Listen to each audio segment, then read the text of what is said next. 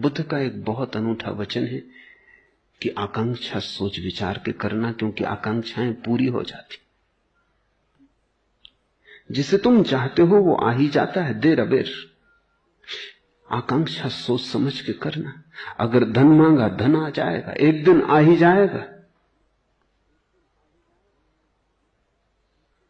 अगर पद मांगा, पद आ जाएगा, एक दिन आ ही जाएगा।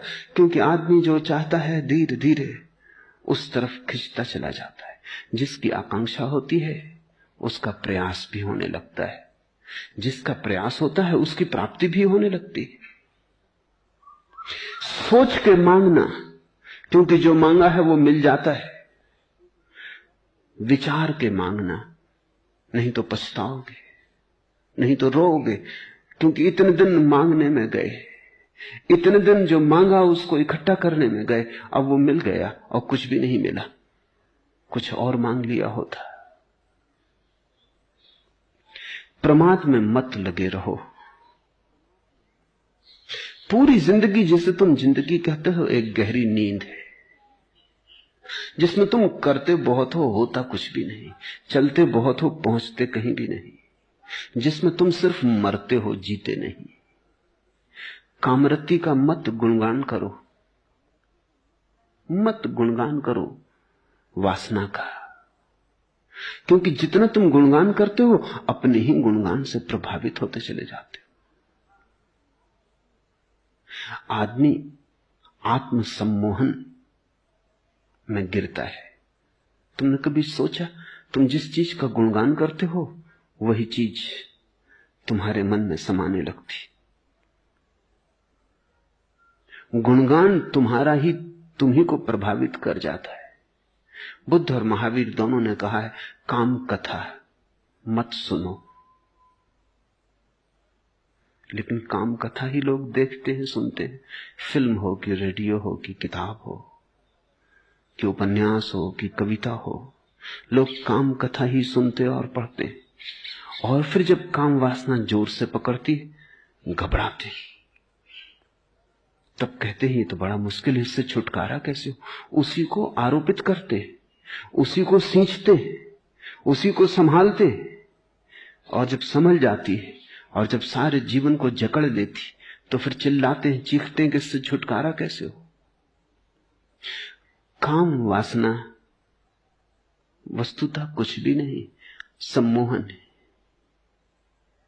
और जिस चीज के प्रति भी तुम सम्मोहित होते चले जाओ, सम्मोहित का अर्थ है जिसका भी तुम सुझाव अपने को देते चले जाओ, वही चीज रसपूर्ण हो जाती।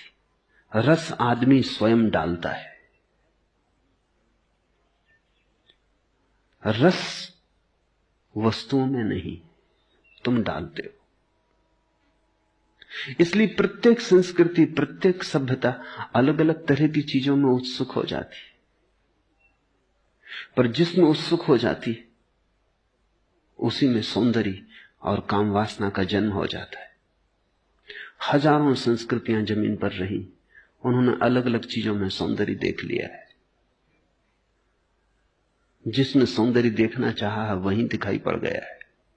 बुद्ध कहते हैं, कामरति का मत गुणगान करो, रुको, सोचो, क्योंकि जिस चीज का भी तुम गुणगान करोगे तुम उस तरफ अनजाने आकर्षित होते चले जाओगे।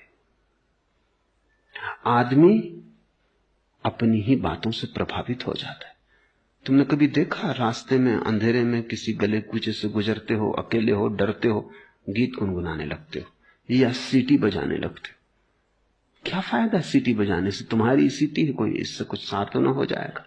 लेकिन अपनी ही सीटी की आवाज सुन के हिम्मत बढ़ जाती, जैसे कि अकेले नहीं हो। गाना गुनगुनाने लगते हो, अपने ही गाने की गर्मी शरीर में आ जाती, लगता है जैसे अकेले नहीं हो।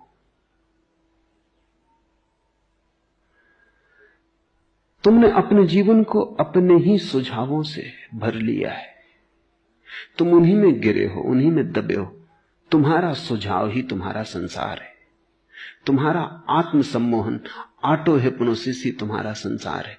और जब बुद्ध या शंकर कहते हैं संसार माया है, तो तुम ये मत समझना कि इन वृक्षों, चांद तारों के संबंध में कह रहे हैं, वो उस संसार के संबंध में कह रहे हैं जो तुमने अपने चारों तरफ खड़ा कर लिया है, जिसको तुमने ही अपने सपनों में रंग लिया है, जिसके रंग तुम्हारे मन के दिए हुए हैं। ये संसार तो बड़ा सत्य है, लेकिन इस संसार का तो तुम्हें पता ही नहीं। तुम्हें तो वही दिखाई पड़ता है जो तुम देखना चाहते हो, तुम्हें तो वही दिखाई पड़ता है जिसकी तुम कामना करते हो। पूरी मनुष्य जाति कामरति के गुणगान में पागल हुई जा रही। तुम्हारे कवि 100 में से 99% काम वासना का गुणगान करते, तुम्हारे उपन्यासकार काम वासना के शास्त्र लिखते, तुम्हारे फिल्म निर्माता काम वासना की फिल्में बनाते। हर चीज काम वासना के आसपास घूम रही। अगर कार भी बेचनी हो तो एक नग्न स्त्री को या सुंदर स्त्री को उसके पास खड़ा करना पड़ता। कार नहीं बिकती, सुंदर स्त्री बिकती। कुछ भी बेचना हो, दंत मंजन बेचना हो कि टूथपेस्ट बेचना हो, तो एक स्त्री के हंसते हुए दांत दिखाई पड़ने चाहिए, वो दांत बिकते। कुछ भी, छोटी सी चीज से लेकर बड़ी चीज तक, सारे बाजार में काम वासना बिकती। और फिर तुम राम को पाना चाहते हो, मुश्किल में पड़ जाते हो, अपना ही दलदल खड़ा कर लेते हो, उसमें खुद ही उलझ गए हो। बुद्ध कहते हैं कामरति का मत गुणगान करो,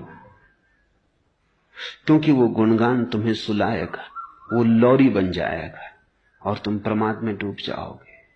अगर गुणगान ही करना है तो निर्वाण का करो, मोक्ष की चर्चा करो।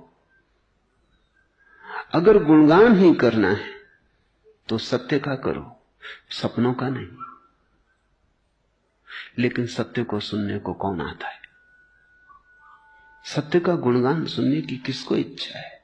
सत्य की बात ही सुन के कड़वी लगती, क्योंकि सत्य तुम्हारे सपनों को तोड़ता है। सत्य दुश्मन जैसा मालूम पड़ता है। इसलिए तो बुद्धों को हम पत्थर मारते हैं, जीसस को सूली पे लटका देते हैं, सुकरात को जहर पिला देते हैं। हम बर्दाश्त नहीं करते इन लोगों को, ये खतरनाक है। हम मजे से सो रहे हैं और गहरी नींद ले रहे हैं और बड़े मधुर सपनों में डूबे, और ये नासमझ आके जगाने लगते कि जागो, सुबह हो गई। जैसे सर्दी की रात, अगर तुमने किसी को कहा है सुबह उठा देना, हालांकि तुमने ही कहा है, लेकिन सुबह जब वो तुम्हें उठाता है तो मन में नाराजगी आती कि ये दुष्ट आ गया, कहा तुम्ही ने था। तो जब साधारण सर्दी की रात में सुबह उठने में ऐसी कठिनाई हो जाती, लोग अलार्म घड़ी को उठा के पटक देते। अलार्म घड़ी का क्या कसूर है? तुम्ही ने भरा था अलार्म, तुम्ही ने बिस्तर के पास रखी थी। तो तुम सोचो, जो जन्मों जन्मों के जीवन की तंद्रा के बाद कोई बुद्ध पुरुष से तुम्हारा सौभाग्य से मिलना हो जाता, तो तुम्हें दुर्भाग्य ही मालूम पड़ता है कि ये कहां की मुसीबत हो गई। चुपचाप मजे से सपना लिए जा रहे थे, एक करवट और लेते, थोड़ा और सो लेते। ध्यान रखो, अगर तुम बुद्ध पुरुषों की वाणी भी सुनते रहो तो भी धीरे धीरे तुम पाओगे तुम्हारे आसपास जो झूठ का एक जाल था वो खिसकना शुरू हो गया। सत्य की एक किरण भी गहन से गहन अंधेरे को तोड़ने में समर्थ है। छोटी सी किरण, जन्मों का अंधेरा भी टूट जाता है। प्रमाद में मत लगे रहो, कामरति का मत गुणगान करो। प्रमाद रहित व ध्यान में लगा पुरुष विपुल सुख को प्राप्त होता है। एक ही सुख है और वो सुख है स्वयं में रमण। एक ही सुख है, वो सुख दूसरे में रमण का नहीं।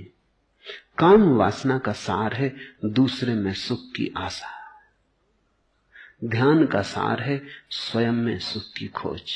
बस ये दो ही यात्राएं हैं, या तो दूसरे को खोजो या अपने को।